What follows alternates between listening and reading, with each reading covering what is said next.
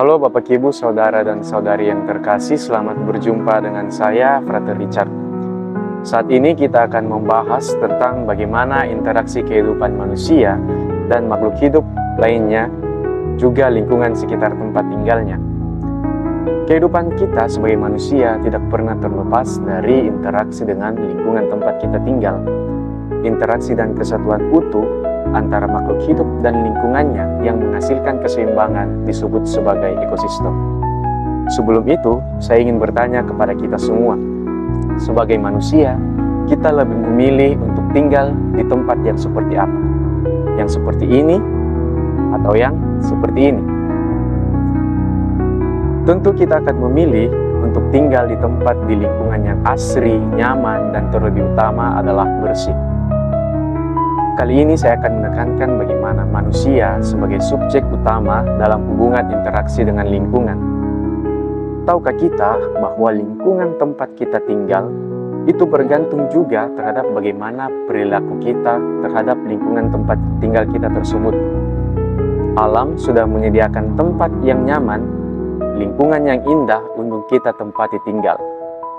Jika kita hendak tinggal di tempat yang bersih, aman, dan nyaman, maka kita juga hendak menunjukkan sikap atau perilaku yang peduli terhadap lingkungan. Jangan sampai kita menuntut untuk tinggal di tempat yang bersih, di tempat yang nyaman, tempat yang asri, tapi kita sama sekali tidak menunjukkan rasa peduli, perilaku yang memiliki perhatian terhadap lingkungan sekitar.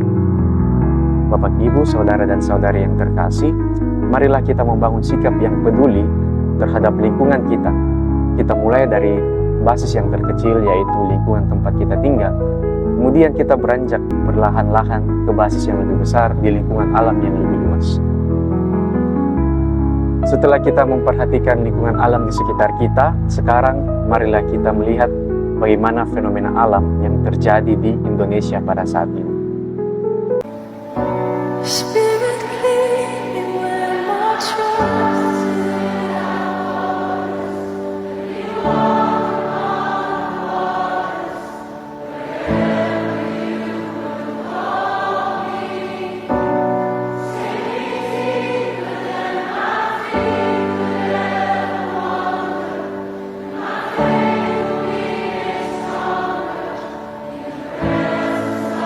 Bapak, Ibu, Saudara dan Saudari yang terkasih, saya ingin bertanya kepada kita semua.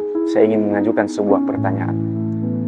Apakah kerusakan alam yang telah kita saksikan tadi itu murni disebabkan oleh alam sendiri akibat ketidakseimbangannya?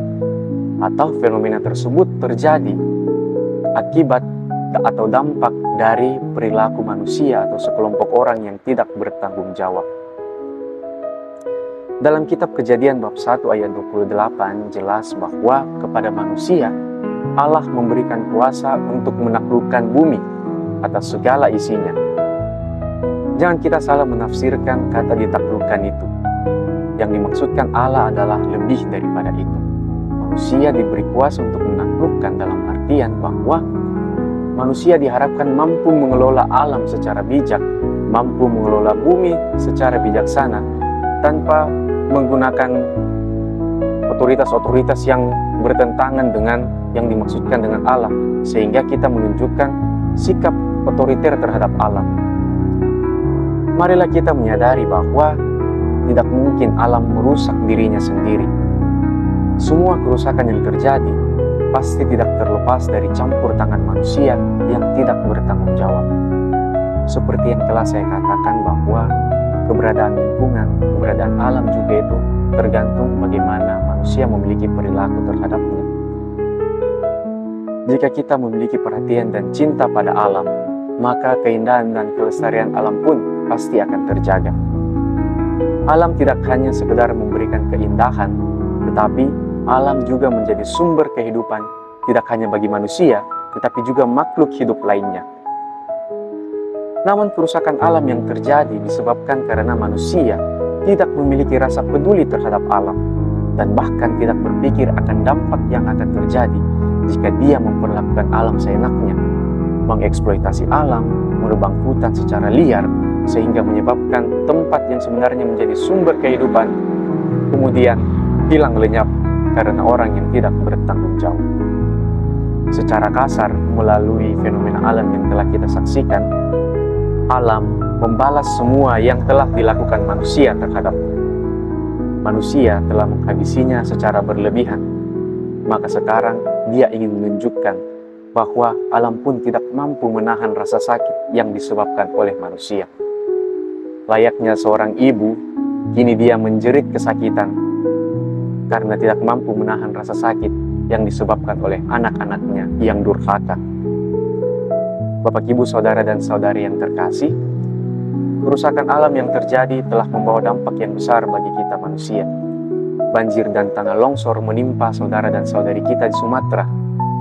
Mereka mengalami kerugian, kesakitan, bahkan mereka kehilangan anggota keluarga mereka. Oleh karena itu, marilah pengalaman ini kita jadikan sebagai pelajaran yang sangat mahal. Ini adalah peringatan dan panggilan bagi kita semua, bukan hanya bagi mereka yang tinggal di sana dan bagi sekelompok orang yang tidak bertanggung jawab itu, tetapi kita semua yang merupakan bagian dari ekosistem.